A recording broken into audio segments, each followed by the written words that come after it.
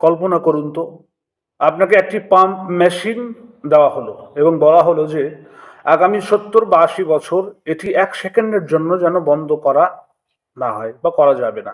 কোনো সার্ভিসিং হবে না, কোনো পার্টস পাল্টানো হবে না, এমনকি কোনো ব্যাটারিও চার্জ দেওয়া যাবে না। আপনি কি পারবেন এমন কোনো মেশিন খুঁজে পেতে দুনিয়াতে? মানুষের তৈরি পৃথিবীর শ্রেষ্ঠ কোনো ইঞ্জিনিয়ারিংয়ে এই চ্যালেঞ্জ টিকে থাকতে পারবে না। অথচ আপনার বুকের ভিতর ঠিক বাম পাশে মুষ্টিবৃদ্ধ হাতের সমান এক টুকরো মাংসের পিণ্ড কিন্তু এই অসম্ভব কাজটি করে যাচ্ছে, আর সেটি হলো আপনার হৃৎপিণ্ড বা হার্ট যাকে বলা হয়। আপনি যখন গভীর ঘুমে আচ্ছন্ন, যখন আপনার হাত পা বিশ্রাম নিচ্ছে, তখন আপনার হৃৎপিণ্ড ডিউটি করে যাচ্ছে। এটি দিনে গড়ে প্রায় 1 লক্ষ বার স্পন্দিত হয়। অবাক করার মতো বিষয় হলেও প্রতিদিন আপনার শরীরের ভেতরে এটি প্রায় 7,000 লিটার রক্ত পাম্প করে। পুরো জীবনে একটি হৃৎপিণ্ড যে পরিমাণ রক্ত পাম্প করে তা দিয়ে অনায়াসে 3টি বিশাল তেলের ট্যাঙ্কার পূর্ণ করা সম্ভব। আলহামদুলিল্লাহ বলবেন না? হৃৎপিণ্ডের অভাবনীয় মেকানিজম হলো এর নিজস্ব ইলেকট্রিক্যাল সিস্টেম।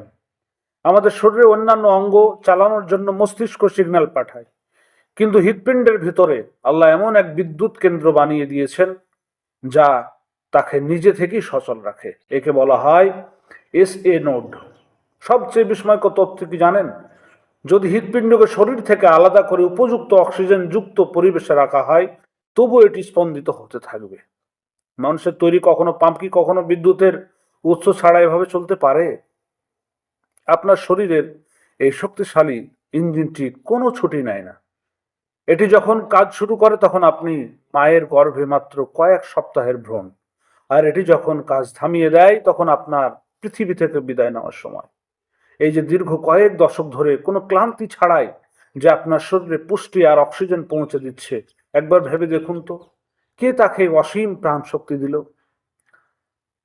আমরা নিজেদের অনেক বড় ভাবি, কিন্তু আমরা কি চাইলেই পারি আমাদের হৃৎপিণ্ডের স্পন্দন 1 মিনিটের জন্য থামিয়ে আবার চালু করতে? কখনো না। এর কোনো কন্ট্রোল আমাদের হাতে নেই।